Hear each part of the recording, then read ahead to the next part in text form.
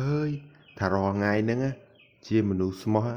មោះយូរពេកដល់ចាស់សក់ស្កូវហើយមិនទាន់មានសង្សារមួយនឹងគេផងមើលគិតថាគូទលក់ភាពស្មោះខ្លួនឯងហ្នឹង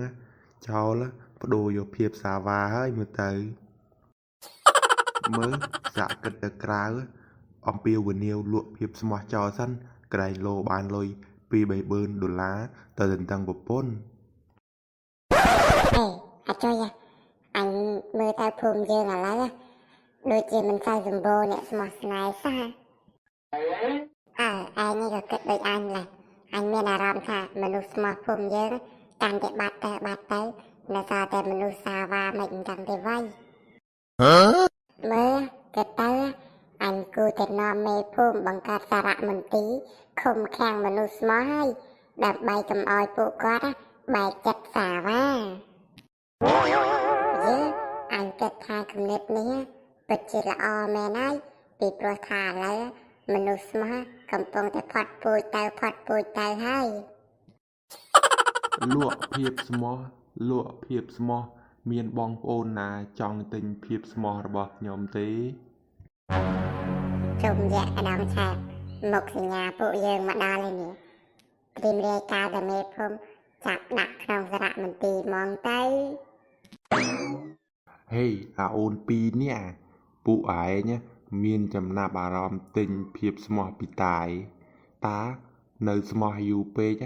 ចង់តែលក់វាចេញទេអើយពួកខ្ញុំចង់សួរតាថាភាពស្មោះត្រង់របស់តានេះស្មោះស្នេហាឬក៏ស្មោះនឹងការស្រឡាញ់គេម្នាក់ឯងហើយបើរឿងស្មោះស្នេហាវិញតាលេខ1ហើយ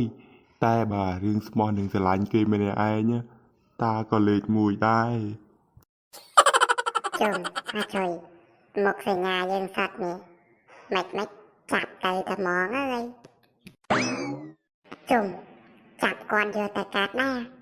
មិនស្នើសុំទៅថ្នាក់លើសិនទៅមកឲ្យចាប់ទៅ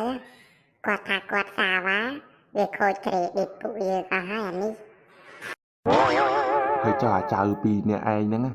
ទិញភាពស្មោះរបស់តាអត់បេះដូងរបស់តាគឺថាស្មោះណាស់ណាចៅពួកខ្ញុំចង់ប្រាប់តាថាពួកខ្ញុំមកពីខាងអ្នកអភិរក្សមនុស្សស្មោះហើយឲ្យតែអ្នកណាចង់លក់ភាពស្មោះរបស់ខ្លួនពួកខ្ញុំនឹងចាប់គាត់យកទៅដាក់ក្នុងសារមន្ទីរហើយអូជុំជាកដងឆែបតានិយាយភូតពួកឯងហ្នឹងតាញ៉ែស្រីម្ដង3 4 10នាក់ហ្នឹងតាស្មោះយ៉ាងម៉េចតាចេះទេនិយាយលេងទេជុំជាអីបើមិនបោពួកវាទេដឹងតែបានដេកស៊ីបាយក្នុងសារមន្ទីរហើយថ្ងៃក្រោយឲ្យរៀងថាកុំចង់មកលក់ភាពស្មោះប្រយ័ត្នពួកខ្ញុំចាប់ដាក់ក្នុងសារមន្ទីរអស់ទៅឲ្យចេះរក្សាភាពស្មោះផង